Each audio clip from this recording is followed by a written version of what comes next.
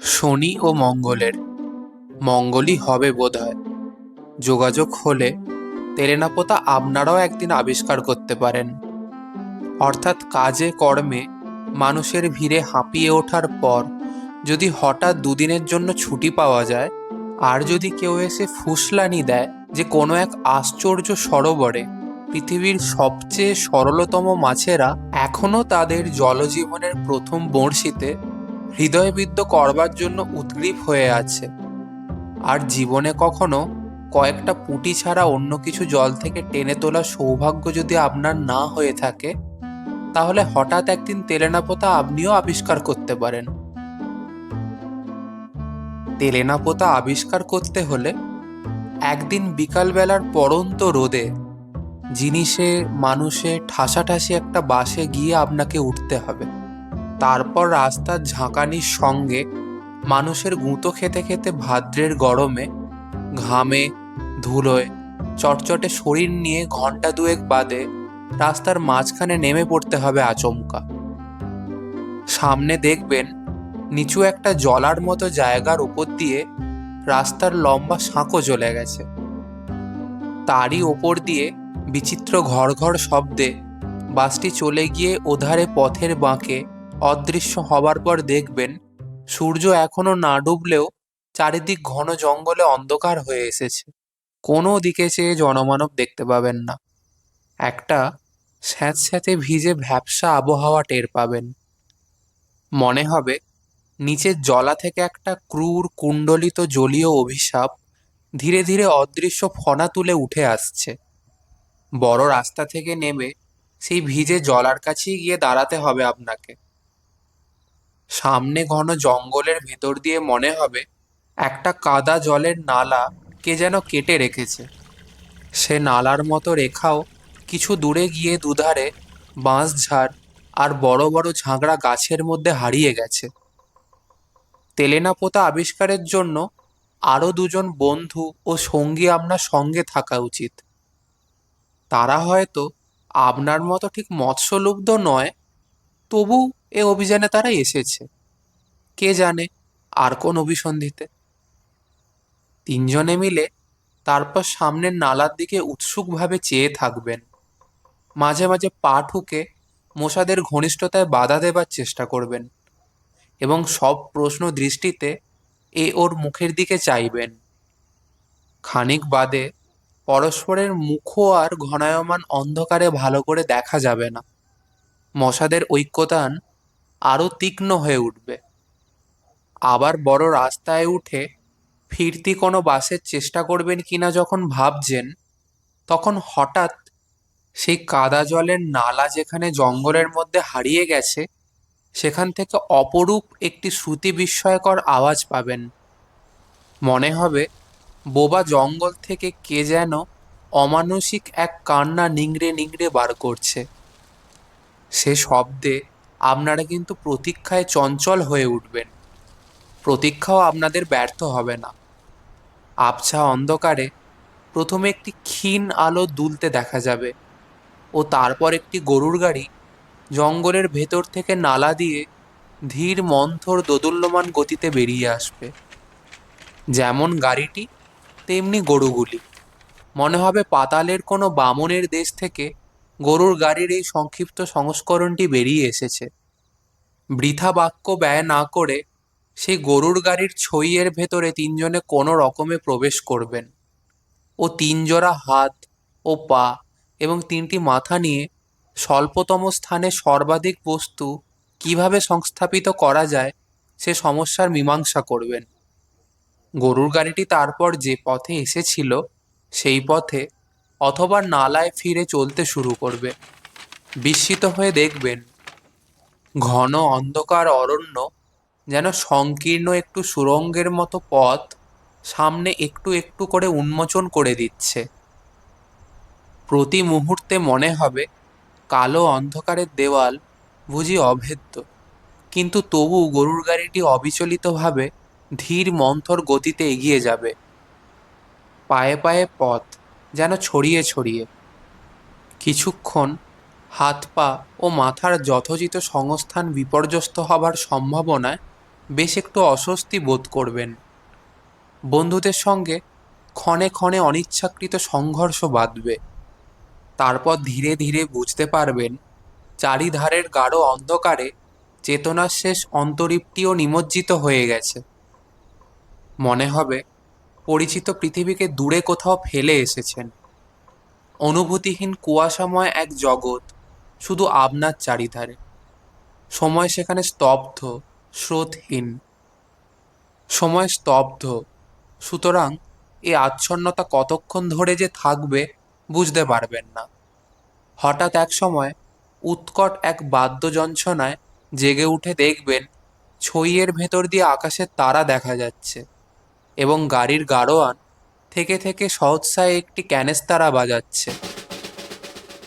কৌতূহলী হয়ে কারণ জিজ্ঞাসা করলে গাড়োয়ান নিতান্ত নির্বিকারভাবে আপনাকে জানাবে, আজ্ঞে ওই শালার বাঘ খেদাতে। ব্যাপারটা ভালো করে হৃদয়ঙ্গম করার পর মাত্র ক্যানেস্তারা নিনাদে ব্যাঘ্র বিতরণ সম্ভব কিনা কম্পিত কণ্ঠে এ প্রশ্ন আপনি উত্থাপন করবার আগেই গাড়োয়ান আপনাকে আশ্বস্ত করবার জন্য জানাবে যে বাঘ মানে চিতাবাঘ মাত্র, এবং নিতান্ত ক্ষুধার্ত না হলে এই ক্যানেস্তারা নিনাদই তাকে তফাৎ রাখবার পক্ষে যথেষ্ট। মহানগরী থেকে মাত্র 30 মাইল দূরে ব্যাঘ্র সংকুলে এরকম স্থানের অস্তিত্ব কি করে সম্ভব আপনি যতক্ষণ চিন্তা করবেন ততক্ষণে গরুর গাড়ি বিশাল একটি মাঠ পার হয়ে যাবে। আকাশে তখন কৃষ্ণপক্ষের বিলম্বিত ক্ষয়িত চাঁদ বোধহয় উঠে এসেছে। তারই স্তিমিত আলোয় আবঝা বিশাল মৌন সব প্রহরী যেন গাড়ির দুপাশ দিয়ে ধীরে ধীরে সরে যাবে। প্রাচীন অট্টালিকার সেসব ধ্বংসাবশেষ, কোথাও একটা থাম, কোথাও একটা দেউরির খিলান, কোথাও কোথাও মন্দিরের ভগ্নাংশ মহাকালের কাছে সাক্ষ্য দেবার ব্যর্থ আশায় দাঁড়িয়ে আছে। ওই অবস্থায় যতখানি সম্ভব মাথা তুলে বসে কেমন একটা শিহরণ সারা শরীরে অনুভব করবেন। জীবন্ত পৃথিবী ছাড়িয়ে অতীতের কোনো কুজ্ঝটিকাচ্ছন্ন স্মৃতিলোকে এসে পড়েছেন বলে ধারণা হবে। রাত তখন কত আপনি জানেন না, কিন্তু মনে হবে এখানে রাত যেন ফুরায় না। নিবিড় অনাদি অনন্ত স্তব্ধতায় সবকিছু নিমগ্ন হয়ে আছে, জাদুঘরের নানা প্রাণীদেহ আরকের মধ্যে যেমন থাকে। 2-3 বার মোড় ঘুরে গরুর গাড়ি এবার এক জায়গায় এসে থামবে।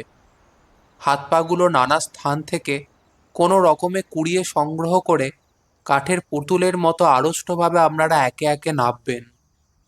একটা কটু গন্ধ অনেকক্ষণ ধরেই আপনাদের অভ্যর্থনা করছে। বুঝতে পারবেন সেটা পুকুরের পানা পচা গন্ধ। অর্ধস্ফুট চাঁদের আলোয় তেমন একটি নাতি ক্ষুদ্র পুকুর সামনেই চোখে পড়বে। তারই পাশে বেশ বিশালায়তন একটি জীর্ণ অট্টালিকা, ভাঙা ছাদ, ধসে পড়া দেওয়াল ও চক্ষুহীন কোটরের মতো পাল্লাহীন জানলা দিয়ে চাঁদের বিরুদ্ধে দুর্গ প্রাকারের মতো দাঁড়িয়ে আছে। এই ধ্বংসাবশেষেরই একটি অপেক্ষাকৃত বাসযোগ্য ঘরে আপনাদের থাকার ব্যবস্থা করে নিতে হবে। কোথা থেকে গাড়োয়ান একটি ভাঙা লণ্ঠন নিয়ে এসে ঘরে বসিয়ে দেবে, সেই সঙ্গে এক কলসি জল।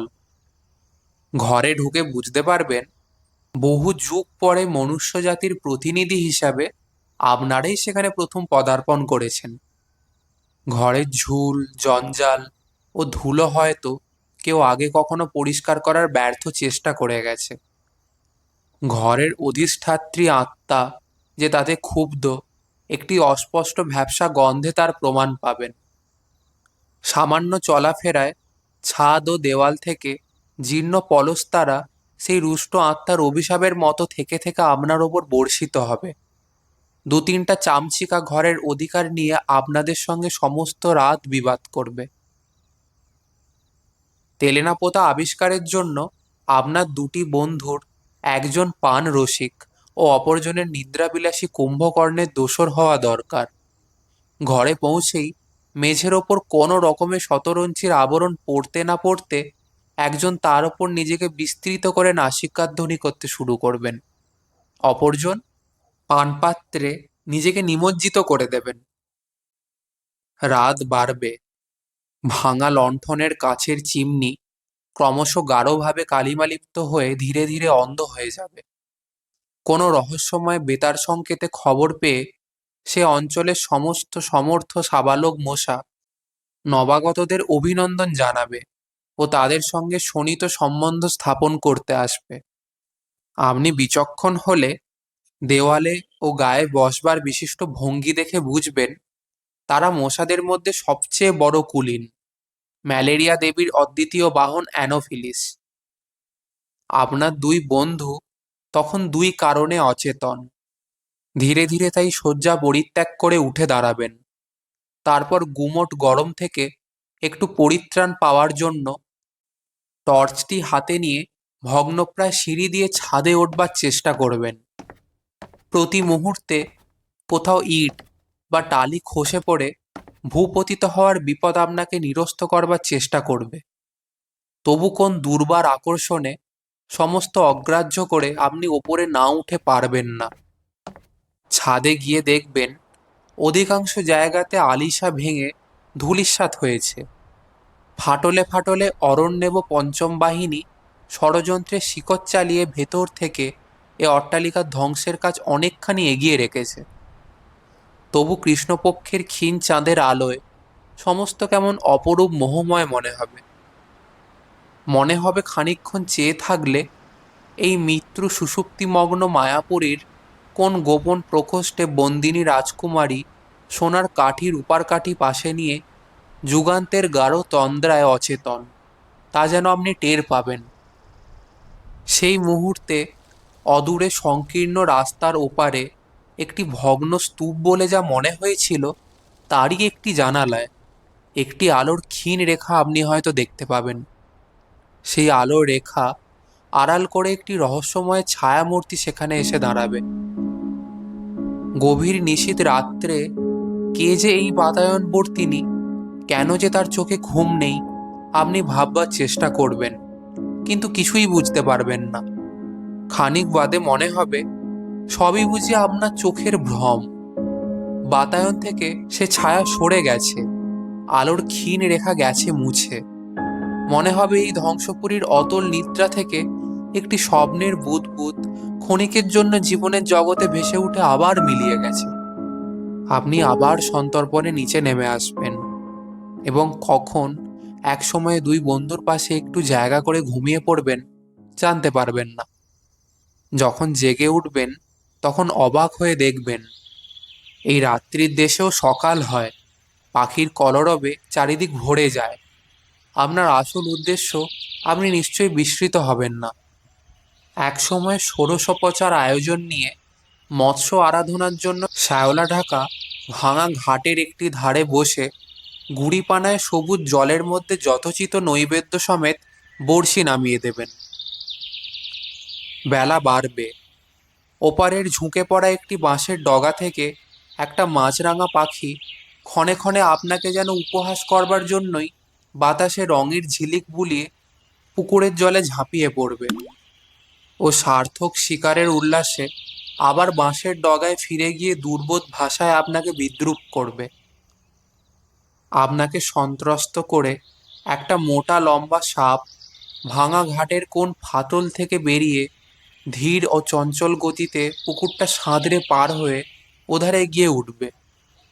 দুটো ফড়িং পাল্লা দিয়ে পাতলা কাঁচের মতো পাখা নেড়ে আপনার ফাতনাটার ওপর বসবার চেষ্টা করবে ও থেকে থেকে উদাস ঘুঘুর ডাকে আপনি আনমনা হয়ে যাবেন। তারপর হঠাৎ জলের শব্দে আপনার চমক ভাঙবে। নিথর জলে ঢেউ উঠেছে, আপনার ছিপের ফাতনা মৃদুমন্দভাবে তাতে দুলছে।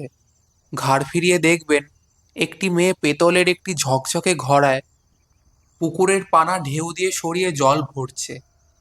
মেয়েটির চোখে কৌতূহল আছে, কিন্তু গতিবিধিতে সলজ্জ আড়ষ্টতা নেই। সোজাসুজি সে আপনার দিকে তাকাবে, আপনার ফাতনা লক্ষ্য করবে, তারপর আবার মুখ ফিরিয়ে ঘোড়াটা কোমরে তুলে নেবে। মেয়েটি কোন বয়সের আপনি বুঝতে পারবেন না। তার মুখের শান্ত করুণ গাম্ভীর্য দেখে মনে হবে জীবনের সুদীর্ঘ নির্গম পথ সে পার হয়ে এসেছে। তার ক্ষীণ দীর্ঘ অপুষ্ট শরীর দেখলে মনে হবে কৈশোর অতিক্রম করে যৌবনে উত্তীর্ণ হওয়ার তার যেন স্থগিত হয়ে আছে। কলসি নিয়ে চলে যেতে যেতে ফিরে তাকিয়ে মেয়েটি হঠাৎ বলবে, বসে আছেন কেন, টান দিন। সে কণ্ঠ এমন শান্ত, মধুর ও গম্ভীর যে এভাবে আপনা থেকে অপরিচিতের সঙ্গে কথা বলা আপনার মোটেও অস্বাভাবিক ঠেকবে না। শুধু আকস্মিক চমকের দরুন বিহল হয়ে ছিপে টান দিতে আপনি ভুলে যাবেন। তারপর ডুবে যাওয়া ফাতনা আবার ভেসে উঠবার পর ছিপ তুলে দেখবেন বড়শিতে টোপ আর নেই। একটু অপ্রস্তুতভাবে মেয়েটির দিকে আপনাকে একবার তাকাতেই হবে। সেও মুখ ফিরিয়ে শান্ত ধীর পদে ঘাট ছেড়ে চলে যাবে, কিন্তু মনে হবে মুখ ফেরাবার চকিত মুহূর্তে একটু যেন দীপ্ত হাসির আভাস সেই শান্ত করুণ মুখে খেলে গেছে। পুকুরের ঘাটের নির্জনতা আর ভঙ্গ হবে না তারপর। ওপারের মাছরাঙাটা আপনাকে লজ্জা দেবার নিফল চেষ্টা ত্যাগ করে অনেক আগেই উড়ে গেছে। মাছেরা আপনার শক্তি সামর্থ্য সম্বন্ধে গভীর অবজ্ঞা নিয়েই বোধহয় আবার দ্বিতীয়বার প্রতিযোগিতায় নামতে চাইবে না। খানিক আগের ঘটনাটা আপনার কাছে অবাস্তব বলে মনে হবে। এই জনহীন ঘুমের দেশে সত্যি ওরকম মেয়ে কোথাও আছে আপনি বিশ্বাস করতে পারবেন না। একসময় হতাশ হয়ে আপনাকে সাজ সরঞ্জাম নিয়ে উঠে পড়তে হবে। ফিরে গিয়ে হয়তো দেখবেন আপনার মৎস্য শিকার নৈপুণ্যের বৃত্তান্ত ইতিমধ্যে কেমন করে আপনার বন্ধুদের কর্ণগোচর হয়েছে। তাদের পরিহাসে ক্ষুণ্ণ হয়ে এ কাহিনী কোথায় তারা শুনল জিজ্ঞাসা করে হয়তো আপনার পানরসিক বন্ধুর কাছে শুনবেন। কে আবার বলবে, এইমাত্র যামিনী নিজের চোখে দেখে এলো যে। আপনাকে কৌতূহলী হয়ে যামিনীর পরিচয় জিজ্ঞাসা করতেই হবে। তখন হয়তো জানতে পারবেন যে পুকুর ঘাটের সেই করুণ নয়না মেয়েটি আপনার পানরসিক বন্ধুটিরই জ্ঞাতিস্থানীয়া। সেই সঙ্গে আরও শুনবেন যে দ্বীপ্রাহরিক আহারের ব্যবস্থাটা সেদিনকার মতো তাদের ওখানেই হয়েছে। যে ভগ্নস্তূপে গত রাত্রে ক্ষণিকের জন্য একটি ছায়ামূর্তি আপনার বিস্ময় উৎপাদন করেছিল, দিনের রূঢ় আলোয় তার শ্রীহীন জীর্ণতা আপনাকে অত্যন্ত পীড়িত করবে। রাত্রির মায়াবরণ সরে গিয়ে তার নগ্ন ধ্বংসমূর্তি এত কুৎসিত হতে পারে আপনি ভাবতে পারেননি। এইটি যামিনীদের বাড়ি জেনে আপনি অবাক হবেন। এই বাড়িরই একটি ঘরে আপনাদের হয়তো আহারের ব্যবস্থা হয়েছে। আয়োজন যৎসামান্য, হয়তো যামিনী নিজেই পরিবেশন করছে। মেয়েটির অনাবশ্যক লজ্জা বা আড়ষ্টতা যে নেই আপনি আগেই লক্ষ্য করেছেন। শুধু কাছে থেকে তার মুখের করুণ গাম্ভীর্য আরো বেশি করে আপনার চোখে পড়বে। এই পরিত্যক্ত বিস্তৃত জনহীন লোকালয়ের সমস্ত মৌন বেদনা যেন তার মুখে ছায়া ফেলেছে। সবকিছু দেখেও তার দৃষ্টি যেন গভীর এক ক্লান্তির অতলতায় নিমগ্ন। একদিন যেন সে এই ধ্বংসস্তূপই ধীরে ধীরে বিলীন হয়ে যাবে। আপনাদের পরিবেশন করতে করতে দু চারবার তবু তাকে চঞ্চল ও উদ্বিগ্ন হয়ে উঠতে দেখবেন আপনি। ওপরতলার কোন ঘর থেকে ক্ষীণ একটা কণ্ঠ যেন কাকে ডাকছে।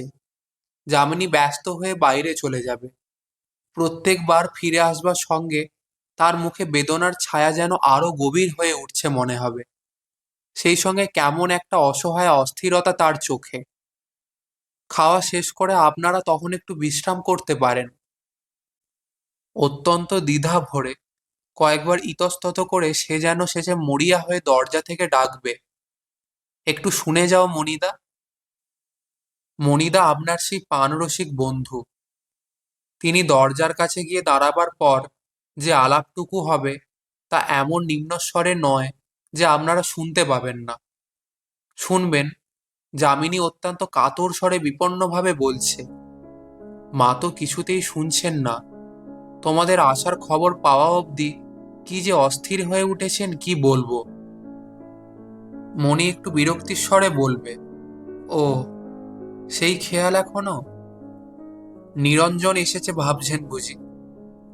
হ্যাঁ, কেবলই বলছেন। সে নিশ্চয়ই এসেছে, শুধু লজ্জায় আমার সঙ্গে দেখা করতে পারছে না। আমি জানি, তাকে ডেকে দে। কেন তুই আমার কাছে লুকোচ্ছিস? কি যে আমি করব ভেবে পাচ্ছি না। অন্ধ হয়ে যাওয়ার পর থেকে আজকাল এত অধৈর্য বেড়েছে যে কোনো কথা বুঝলে বোঝেন না, রেগে মাথা করে এমন কাণ্ড করেন যে তখন ওর প্রাণ বাঁচানো দায় হয়ে ওঠে। হুম, এ তো বড় মুশকিল দেখছি। চোখ থাকলেও না হয় দেখিয়ে দিতাম যে যারা এসেছে তাদের কেউ নিরঞ্জন নয়। ওপর থেকে দুর্বল অথচ তীক্ষ্ণ ক্রুদ্ধ কণ্ঠের ডাকটা এবার আপনারাও শুনতে পাবেন।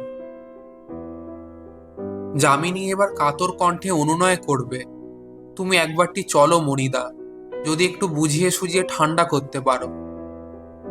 আচ্ছা তুই যা, আমি আসছি। মণি এবার ঘরে ঢুকে নিজের মনেই বলবে, এ এক আচ্ছা জ্বালা হয়েছে, যা হোক। বুড়ির হাত পা পড়ে গেছে, চোখ নেই, তবু বুড়ি পণ করে বসে আছে, কিছুতেই মরবে না। ব্যাপারটা কি এবার হয়তো জানতে চাইবেন। মণি বিরক্তির স্বরে বলবে, ব্যাপার আর কি? নিরঞ্জন বলে ওর দূর সম্পর্কের এক বোনপোর সঙ্গে ছেলেবেলায় যামিনী সম্বন্ধ উনি ঠিক করেছিলেন। বছর চারেক আগেও সে ছোকরা এসে ওকে বলে গেছিল বিদেশের চাকরি থেকে ফিরে এসে ওর মেয়েকে সে বিয়ে করবে। সেই থেকে বুড়ি এই অজগরপুরীর ভেতর বসে সেই আশায় দিন গুনছে। আপনি নিজে থেকে এবার জিজ্ঞাসা না করে পারবেন না নিরঞ্জন কি এখনো বিদেশ থেকে ফেরেনি? আরে সে বিদেশে গিয়েছিল কবে যে ফিরবে? নেহাত বুড়ি নাছোড়বান্দা বলে তাকেই ধাপ্পাবাজি দিয়ে গেছিল। এমন ঘুঁটে করুণীর মেয়েকে উদ্ধার করতে তার দায় পড়েছে। সে কবে বিয়ে থা করে দিব্যি সংসার করছে, কিন্তু সে কথা ওকে বলে কে? বললে বিশ্বাসই করবেন না। আর বিশ্বাস যদি করেন তাহলে এক্ষুনি তো দম ছুটে অক্কা, কে মিছিমিছি পাতকের ভাগী হবে। যামিনী নিরঞ্জনের কথা জানে? তার জানে না, কিন্তু মার কাছে বলবার উপায় তো নেই। যাই, কর্মভোগ সেরে আসি বলে মণি সিঁড়ির দিকে পা বাড়াবে। সেই মুহূর্তে নিজের অজ্ঞাত সারি আপনাকে হয়তো উঠে দাঁড়াতে হবে। হঠাৎ হয়তো বলে ফেলবেন, চলো আমিও যাব। তুমি যাবে? মণি ফিরে দাঁড়িয়ে সবিস্ময়ে নিশ্চয়ই আপনার দিকে তাকাবে। হ্যাঁ, কোনো আপত্তি আছে গেলে? না, আপত্তি কিসের? বলে বেশ বিমূঢ়ভাবেই মণি আপনাকে পথ দেখিয়ে নিয়ে যাবে। সংকীর্ণ অন্ধকার ভাঙা সিঁড়ি দিয়ে যে ঘরটিতে আপনি পৌঁছবেন, মনে হবে ওপরে নয়, মাটির তলার সুড়ঙ্গতেই বুঝি তার স্থান। একটি মাত্র জানালা, তাও বন্ধ। বাইরের আলো থেকে এসে সবই প্রথমে আপনার চোখে ঝাপসা ঠেকবে, তারপর টের পাবেন প্রায় ঘরজোড়া একটি ভাঙা তক্তাপোষে ছিন্ন কন্থা জড়িত একটি শীর্ণ কঙ্কালসার মূর্তি শুয়ে আছে। তক্তাপোষের এক পাশে যামিনী পাথরের মূর্তির মতো দাঁড়িয়ে। আপনাদের পদশব্দ শুনে সেই কঙ্কালের মধ্যেও যেন চাঞ্চল্য দেখা যাবে। কে?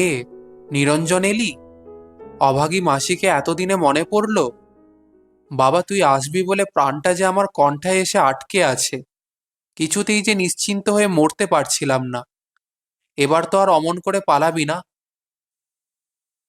মণি কি যেন বলতে যাবে, তাকে বাধা দিয়ে আপনি অকস্মাৎ বলবেন, না মাসিমা, আর পালাবো না। মুখ না তুলেও মণির বিমূঢ়তা ও আরেকটি স্থাণুর মতো মেয়ের মুখে স্তম্ভিত বিস্ময় আপনি যেন অনুভব করতে পারবেন। কিন্তু কোনো দিকে তাকাবার অবসর আপনার থাকবে না। দৃষ্টিহীন দুটি চোখের কোটরের দিকে আপনি তখন নিস্পন্দ হয়ে রুদ্ধ নিঃশ্বাসে চেয়ে আছেন। মনে হবে সেই শূন্য কোটরের ভেতর থেকে অন্ধকারের দুটি কালো শিখা বেরিয়ে এসে আপনার সর্বাঙ্গ লেহন করে পরীক্ষা করছে। কটি স্তব্ধ মুহূর্ত ধীরে ধীরে সময়ের সাগরে শিশির বিন্দুর মতো ঝরে পড়ছে আপনি অনুভব করবেন। তারপর শুনতে পাবেন, আমি জানতাম তুই না এসে পারবি না বাবা, তাই তো এমন করে এই প্রেতপুরি পাহারা দিয়ে দিন গুনেছি। বৃদ্ধা এতগুলি কথা বলে হাঁপাবেন, চকিতে একবার যামিনীর ওপর দৃষ্টি বুলিয়ে আপনার মনে হবে বাইরের কঠিন মুখোশের অন্তরালে তার মধ্যেও কোথায় যেন কি ধীরে ধীরে গলে যাচ্ছে। ভাগ্য ও জীবনের বিরুদ্ধে গভীর হতাশার উপাদানে তৈরি এক সুদৃঢ় শপথের ভিত্তি আলগা হয়ে যেতে আর বুঝি দেরি নেই। বৃদ্ধা আবার বলবেন, যামিনীকে নিয়ে তুই সুখী হবি বাবা। আমার পেটে হয়েছে বলে বলছি না, এমন মেয়ে হয় না। শোকে তাপে বুড়ো হয়ে মাথা ঠিক নেই। রাত দিন খিটখিট করে মেয়েটাকে যে কত যন্ত্রণা দিই তা কি আমি জানি না? তবু ওর মুখে রা নেই। এই শ্মশানের দেশ, 10টা বাড়ি খুঁজলে একটা পুরুষ মেলে না। আমার মতো ঘাটের মরারা শুধু ভাঙা ইট আঁকড়ে এখানে সেখানে ধুঁকছে। এরই মধ্যে একাধারে হয়ে মেয়ে পুরুষ হয়েও কি না করছে। একান্ত ইচ্ছা সত্ত্বেও চোখ তুলে একটিবার তাকাতে আপনার সাহস হবে না। আপনার নিজের চোখের জল বুঝি আর গোপনে রাখা যাবে না। বৃদ্ধা ছোট একটি নিঃশ্বাস ফেলে বলবেন, যামিনীকে তুই নিবি তো বাবা? তোর শেষ কথা না পেলে আমি মরেও শান্তি পাবো না। ধরা গলায় আপনি তখন শুধু বলতে পারবেন, আমি তোমায় কথা দিচ্ছি মাসিমা, আমার কথার নড়চড় হবে না। তারপর বিকালে আবার গরুর গাড়ি দরজায় এসে দাঁড়াবে। আপনারা তিনজনে একে একে তাতে উঠবেন।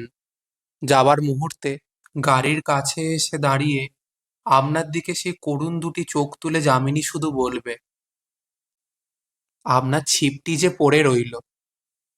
আপনি হেসে বলবেন, থাক না, এবারে পারিনি বলে তেলেনাবতার মাছ কি বারবার ফাঁকি দিতে পারবে?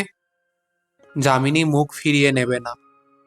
ঠোঁট থেকে নয়, মনে হবে তার চোখের ভেতর থেকে মধুর একটি সকৃতজ্ঞ হাসি শরতের শুভ্র মেঘের মতো আপনার হৃদয়ের দিগন্ত স্নিগ্ধ করে ভেসে যাচ্ছে। গাড়ি চলবে।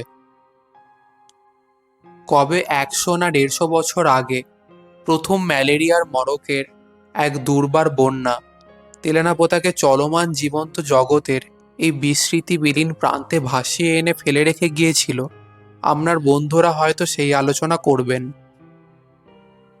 সেসব কথা ভালো করে আপনার কানে যাবে না।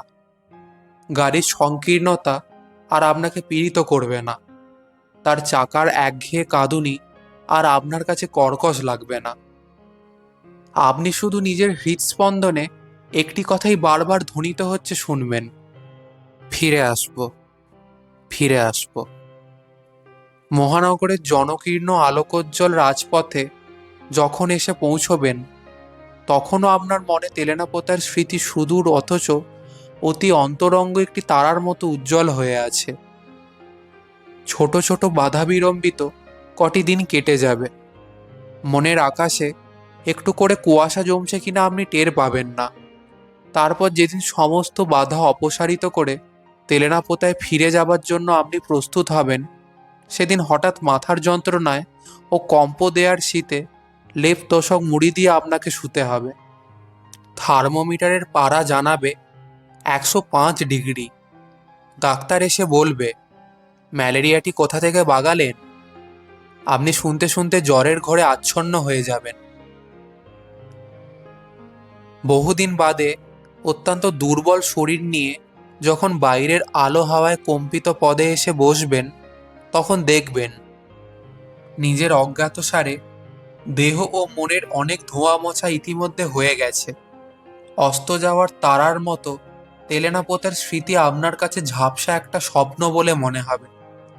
মনে হবে তেলেনাপোতা বলে কোথাও কিছু সত্যি নেই।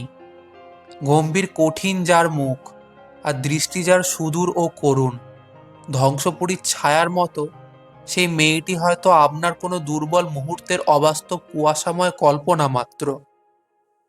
একবার ক্ষণিকের জন্য আবিষ্কৃত হয়ে তেলেনাপোতা আবার চিরন্তন রাত্রির অতলতায় নিমগ্ন হয়ে যাবে।